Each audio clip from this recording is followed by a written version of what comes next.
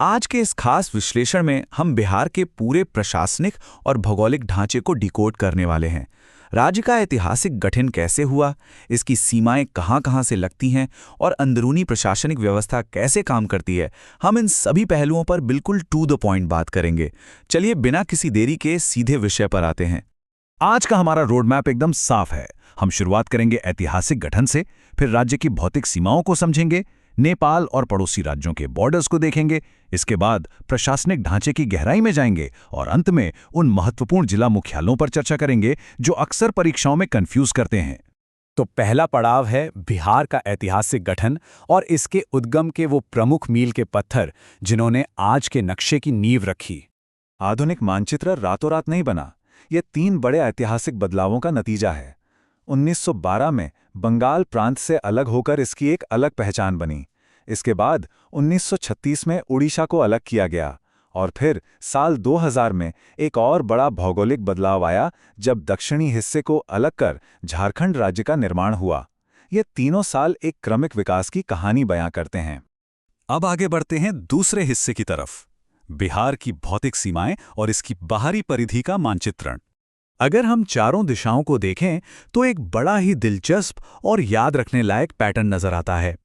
दक्षिण में झारखंड और पश्चिम में उत्तर प्रदेश, दोनों के ही साथ ठीक 8-8 जिले सीमा साझा करते हैं। वहीं उत्तर में नेपाल के साथ 7 जिले लगते हैं और पूर्व में पश्चिम बंगाल के साथ सबसे कम यानी सिर्फ 3 जिले अपनी बाउंड्री शेयर करते हैं।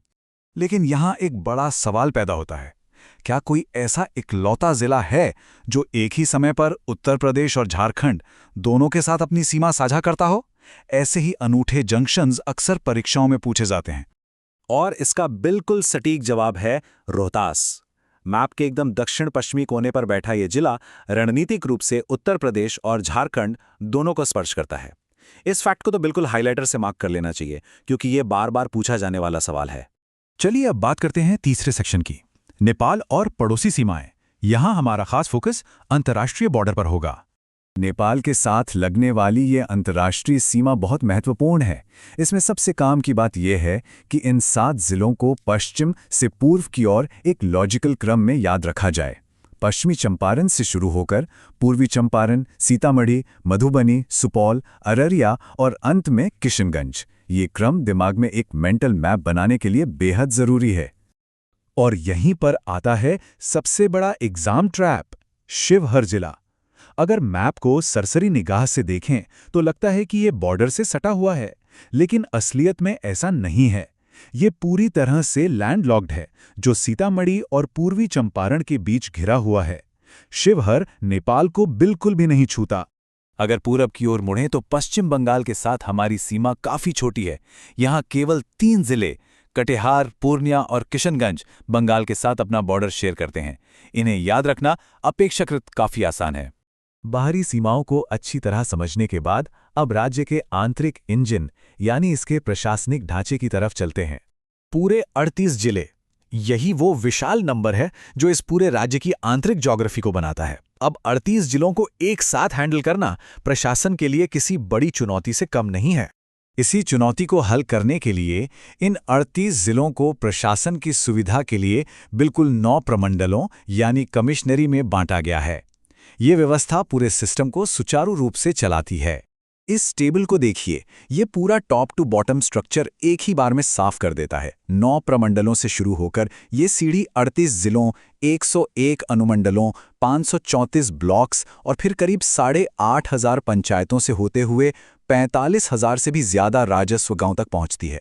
जरा सोचिए, 45,000 से अधिक गांव। ये डेटा प्रशासनिक ताने बाने की असली गहराई को दिखाता है। हालांकि हर प्रमंडल का साइज एक जैसा नहीं होता, इसका बंटवारा काफी असमान है। सबसे बड़े प्रमंडलों जैसे पटना, तिरहुत और मुंगेर में जहां 6-6 जिले आते हैं, वहीं भागलपुर जैसे सबसे छोटे प्रमंडल में सिर्फ 2 ही जिले शामिल हैं। अब आते हैं अपने आखिरी सेक्शन पर, महत्वपूर्ण जिला मुख्यालय और यहां छुपे हुए परीक्षा के जाल से कैसे बचा जाए। ये वो हिस्सा है जहां से सीधे नंबर बनते हैं या कटते हैं। कुल 38 जिलों में से ठीक 7 मामले ऐसे हैं जहां प्रशासनिक मुख्यालय का नाम जिले के नाम से बिल्कुल अलग है। बस इन्हीं 7 नामों को पक्का करना है। उदाहरण के लिए इस पहली लिस्ट को देखिए। कैमूर जिले का सारा काम भभुआ से चलता है, रोहतास का प्रशासन सासाराम से और भोजपुर का मुख्यालय आरा में है। इनमें रोहतास और सासाराम वाला पॉइंट अक्सर कंफ्यूजन पैदा करता है। इसी तरह अगर आगे देखें तो सारण जिले का मुख्यालय छपरा में बहुत ही रणनीतिक रूप से स्थित है और वैशाली जिले का सारा प्रशासन हाजीपुर से संचालित किया जाता है। और आखिर में चंपारण क्षेत्र की बात करें तो पूर्वी चंपारण का प्रशासन मोतिहारी से चलता है, जबकि पश्चिमी चंपारण का मुख्यालय बेतिया में है। इन दोनों को सही मैच करना बहुत जरूरी है। कुल मिलाकर बात यही है कि इन सटीक लोकेशंस और प्रशासनिक नामों को अपनी उंगलियों पर रखना ही परीक्षा में एक मजबूत पकड़ बनाने की असल नींव है। अगर नक्शा दिमाग में छप गया तो समझ लीजिए आधा काम तो वहीं हो गया। तो इस विश्लेषण को खत्म करने से पहले एक छोटा सा चैलेंज है। क्या नेपाल सीमा को छूने वाले उन 7 जिलों को पश्चिम से पूर्व की ओर बिना देखे दिमाग में मैप किया जा सकता है?